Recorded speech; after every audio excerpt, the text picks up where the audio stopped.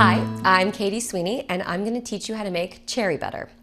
Cherry butter is a delicious condiment that's perfect for the summer months when cherries are in season. It's so easy and delicious, and you can put it on scones, pancakes, or toast. Okay, let's do it.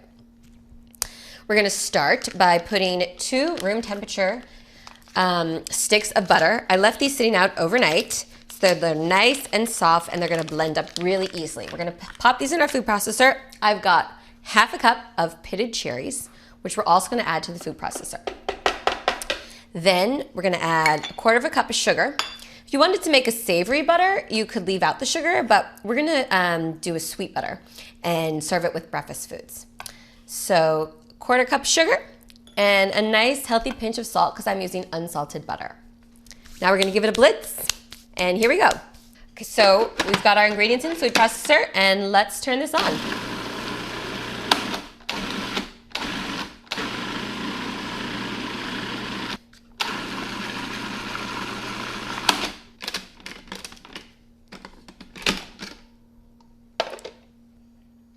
So we've got our finished cherry butter here. Isn't it a beautiful color? What we're gonna do is spread it in our little serving dish right here with a spatula, and just spread it like this into the little serving dish like you would see at a restaurant, and you've got the delicious cherry butter.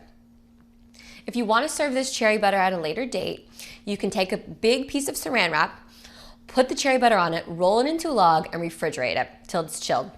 Take it out, slice it into small pieces, and then serve it on a warm toast or warm pancakes, and it's absolutely wonderful. But let's try it right now. This cherry butter is wonderful. It's so amazing. It's sweet, it's buttery, and it's absolutely delicious. I suggest you give it a try. To get more recipes like this, go to my website, 6twist.wordpress.com. Thanks for watching. I'm Katie Sweeney.